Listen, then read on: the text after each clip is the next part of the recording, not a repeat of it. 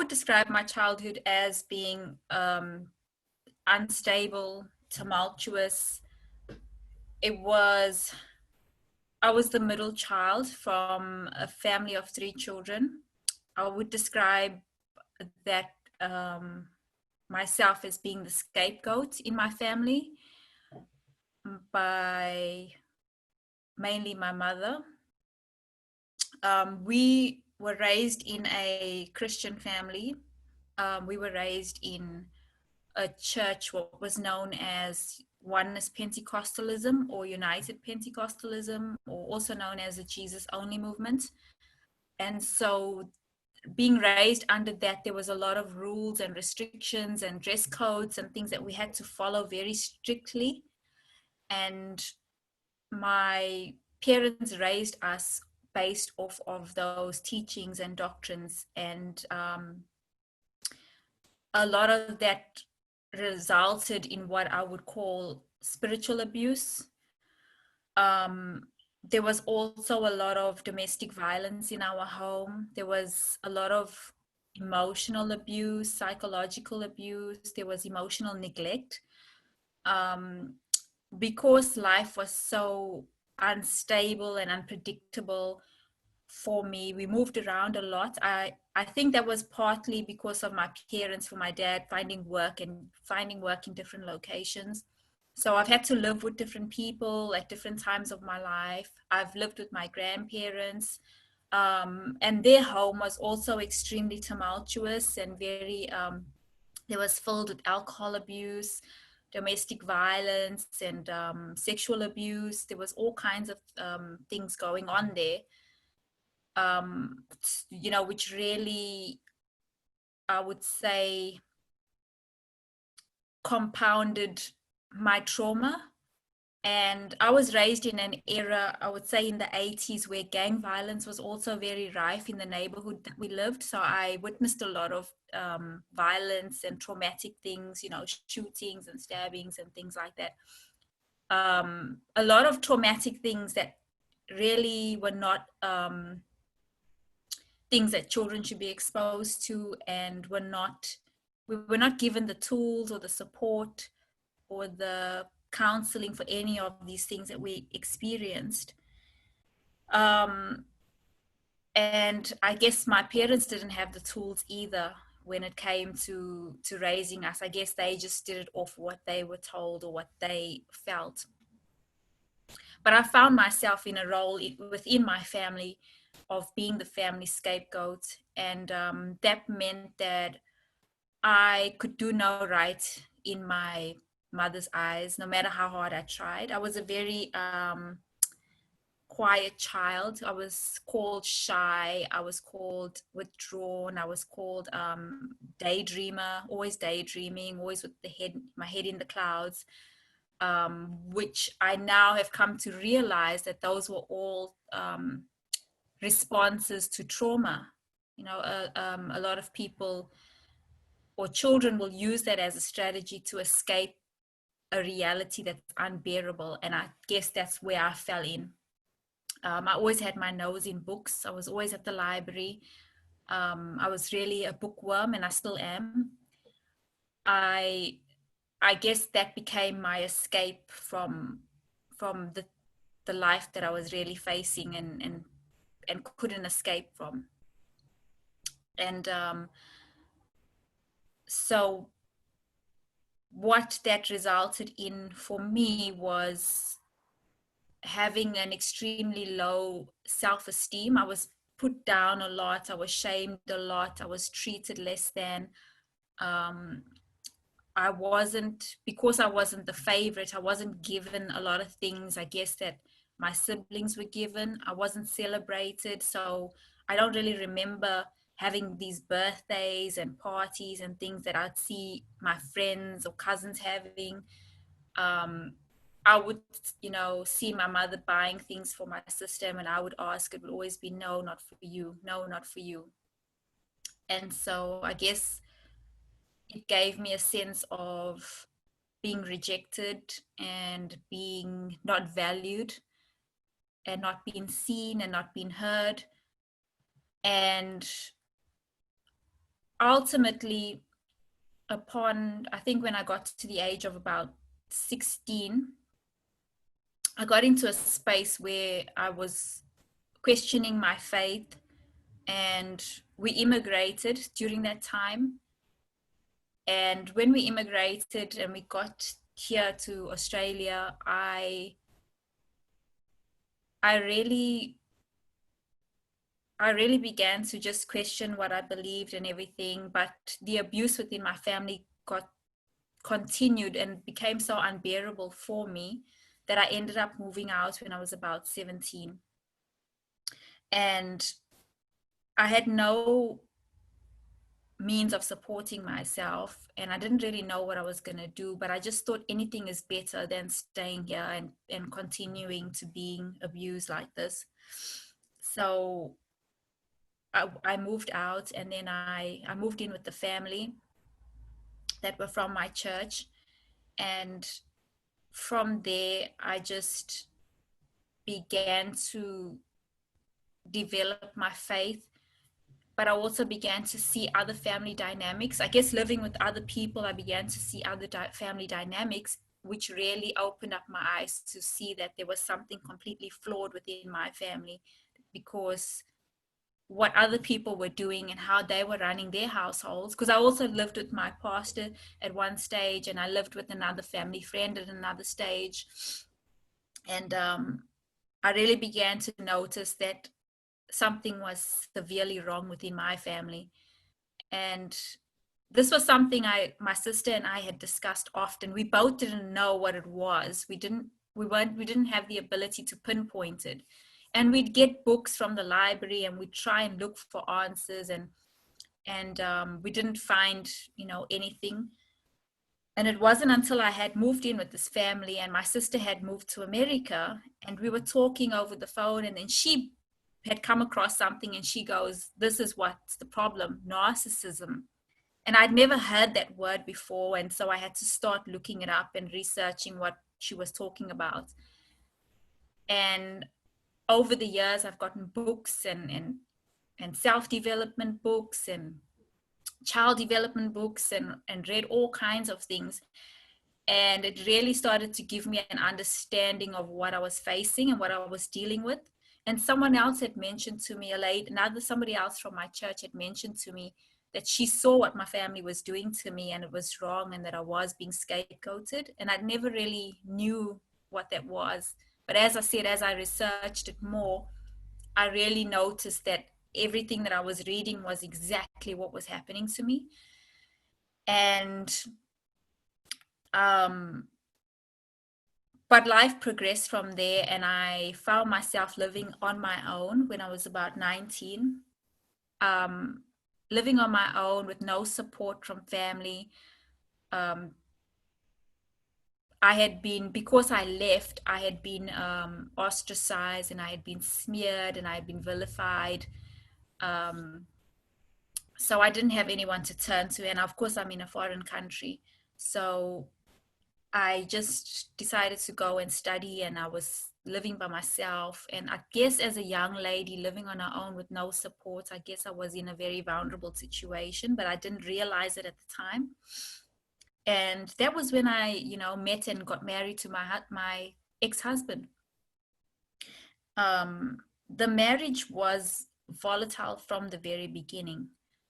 And I left many times. I tried to leave many times, but I wasn't successful because I didn't have the support, and I didn't understand that I was caught in a cycle of abuse. Because we'd go through all the stages. He'd be abusive, I'd leave, and then he'd start hoovering to get me back, crying, saying he's sorry, never do it again. We'll go to church, he'll do this, and he's going to be, and then I'd always fall for it, get back, and then we'd go through the cycle again and again. So this, what really broke the cycle was in 2018, when our marriage fell apart again. But this time it was the final straw. And I spoke to my pastors, and they said, "You don't have to tolerate this. This is not, nobody deserves that." and you don't have to stay in that situation. And I think it kind of empowered me to stick to my guns this time. And I was, I left, and then systematically what happened to me was my ex-husband told me that he was going to destroy me, and he was, if he couldn't have me, no one was going to have me. So he was threatening me, he was being abusive to me. um, I ended up in a domestic violence shelter or a refuge for women.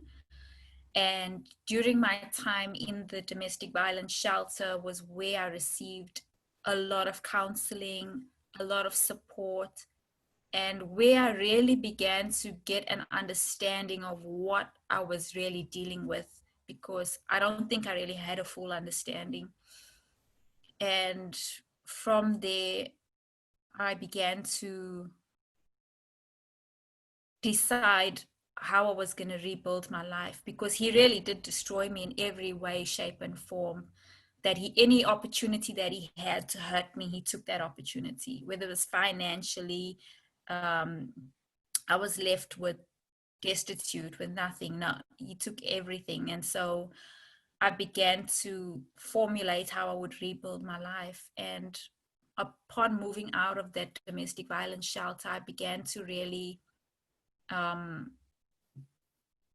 focus on sharing my story and sharing my journey to help other women who've gone through the same thing, domestic violence or narcissistic abuse. Um, what I really came to realize was that I had been groomed and conditioned from my childhood to accept that abuse, because I had such a high tolerance for pain and discomfort and abuse, and that I was perfectly groomed to accept that type of partner. And so that's what that gave me the capacity to stick it out for so long. And a part of that was also, I told myself that I was sticking it out for my children, because I didn't want my children to have a broken home. And I thought that was going to be better for them than for me to leave and then, have a split home. But in the end, I was sacrificing myself and my own happiness, and I wasn't going to be the best mom for them. I wasn't going to be the best person for them that I'm able to be now. So, but I think looking back, a big part of it, like I said, is why I'm so passionate about talking about things like child abuse, and why it's so damaging, and why I just want to advocate more for children. Um, because it has such long-term effects and lifelong effects that you can't even measure the level of damage that it does if children are not given the proper support and the proper counseling to process their traumas and things like that. So it's it took years from my life, but at the same time I'm still, full of energy. I've managed to stay sane. I've kept my sanity. I've I've never become involved with anything like drugs or alcohol. Um, my addiction was reading and books. That was always my escape. I understand, and I'm compassionate to people who do go down the path of drugs and alcohol, because I understand the level of and depth of trauma that drives them to it.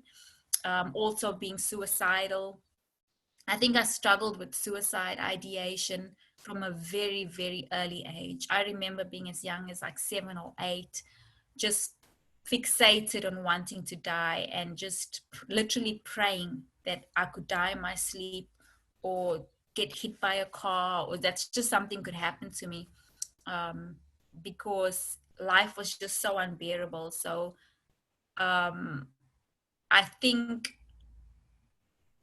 part of that suicidal ideation continued. I think when I was about 12, I tried to overdose myself with my brother's medication. That failed. I only got sick and threw up in the toilet. And then I tried again when I was about 15.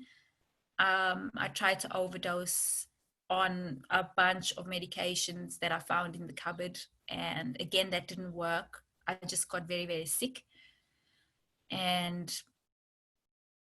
so I understand what drives people to that point. I've had family members commit suicide, so it's not something that was far removed from me. um I think depression and all those other mental health challenges are part and parcel of all those traumas. I began seeing a psychologist who helped me to begin to unpack all these traumas. And he told me that I had complex post traumatic stress disorder. So I understand people who struggle with things like that and PTSD and um, anxiety and things like that. But we can band aid some of the illness, but I strongly believe that we have to go back to the root and to the cause, and which is abuse or being exposed to trauma. That I think we have to go back and look at what's happened, and talking about it in terms of being generational. It runs in my family. So my parents had their traumas. They experienced my mother My parents experienced traumas and abuse from their childhoods, and they never dealt with it.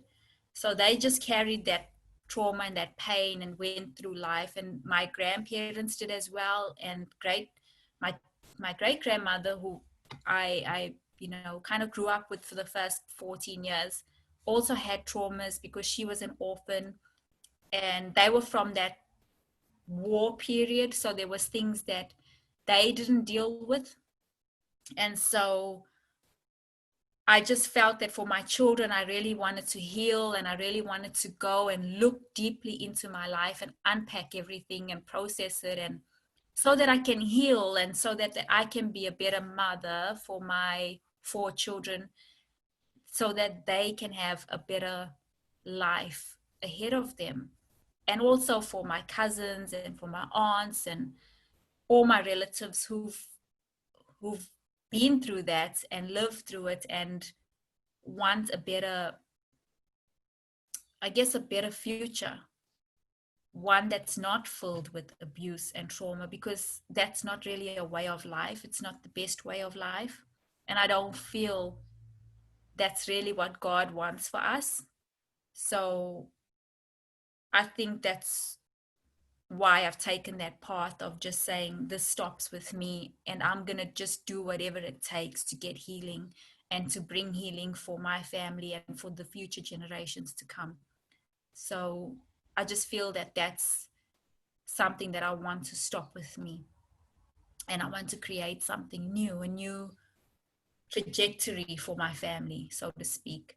At this point in time, my feeling and my thoughts towards my parents is I understand that they've had unresolved traumas of their own and unresolved pain, but I can't help them. I can't fix them. So I can't really communicate with them in a healthy way. I can't have a relationship with them in a healthy way because they refuse to acknowledge their behaviors and how it's hurt me and affected me. Um, and off that basis, I'm not able to have a healthy relationship with them. So I don't communicate with them and I don't keep in contact with them for that reason. But I have forgiven them for everything, and I've let go of it. I don't expect anything from them.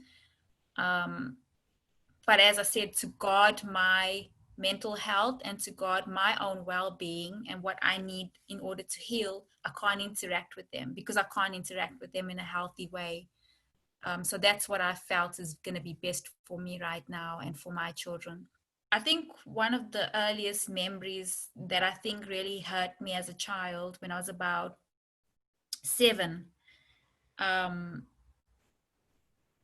it was my birthday, and I guess leading up to my birthday, all the kids at school were kind of saying, because if you're born on the same day as the age you're turning, they say that's your crown birthday, so it's kind of a big deal.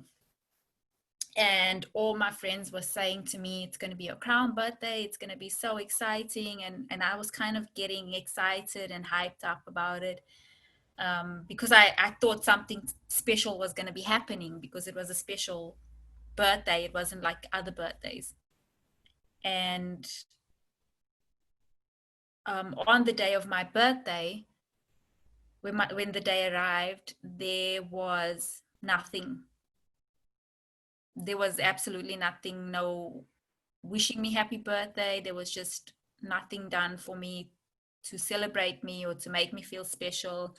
And I remember my mother had her sisters over. She was busy entertaining and with friends, and I was just kind of sitting on the stairs of our house. And I was feeling sad, I think I was having a little cry. Um, and my aunt came around the corner, and she asked me, what's wrong? Like, why are you crying? And I said to her, it's my birthday. And she was in shock. She looked like she was in shock. She was like, what? It's your birthday. It's your birthday today. And then she called my mother, and she was like, it's her birthday today. Why didn't you say anything? Like, it's her birthday. We must do something. It's her birthday. How could you not tell all of us it's her birthday? And my aunt was like, get some flour. We're gonna make you something. And she grabbed. My mother looked disgruntled, and she looked very up, like annoyed that this was taken away from what she was busy doing. Like, now they had to do something for my birthday. But my aunt baked me a little jam tart. And but I think I was just so hurt by how it all came about, and that my mother was really not interested. She was really not bothering. And then by the time they made the tart, I was just so sad already and depressed that I didn't smile, or I didn't get excited. And then she was started saying I was ungrateful. And so I think that was one early marker for me, because I never really liked my birthday, and I never really celebrated my birthday ever since. My mother never really bothered. Um, and then it wasn't until I had my kids that I always made a big deal about their birthdays. And then my kids said to me, as they got older and my birthdays were rolling around and I just never bothered, then one day my daughter said to me, Mom, you always make a big deal about our birthdays, but we never do anything for your birthday. Let's do something. And it kind of hit me, because I didn't realize that I was caught up in that cycle. And I began reflecting, and then I understood where it came from, because birthdays for me were always a sad time. There were never a time when I was celebrated or acknowledged or made to feel special. So, and I realized that I was setting a bad example for my children. So I decided to start celebrating my birthday as well as theirs, and allowing them to fuss over me and to make it special, and just to rewrite that little story in my life. And it may not seem like a big deal to other people, but it really impacted me in such a way, and I didn't realize. And so that was one area of my life that I just began to rewrite that story, just by making, I guess, birthday special. When I decided to start sharing my story openly and with family and friends and publicly, um, I received a lot of support from the people who knew me back then, who were part of my life, who knew what was going on. But as far as my parents and my ex-husband, they were not happy about it. They were extremely angry. Um, so what they did is they tried to take me to court, both of them, to put restraining orders against me, to stop me from um, telling my story and expressing myself and what happened to me. So that wasn't easy, but I know that this is something that I have to do. And yes, I was smeared. They began to lie about me. They said I was crazy, I'm taking drugs, and all of which are not true. And people who know me know that's not true. So, but I guess I just decided that I'm going to stand in my truth and I'm not going to let that sway me. And I'm not going to let them silence me because it needs to be told. The restraining orders were not successful because I'm not a threat to them.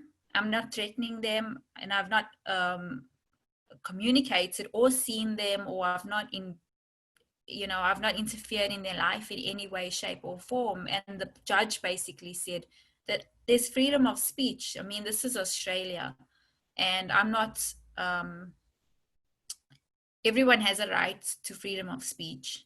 So the judge didn't accept it. You're facing abuse and you're facing domestic violence, or you're being abused as a child. Your strongest weapon that's going to get you out of that situation is your mind and your mindset. So you need to focus on building your mind, whether it's filling yourself with positive things, reading positive things, listening to positive things, whether it's on YouTube, whether it's podcasts, whether it's find people who are going to lift you up, that are positive. And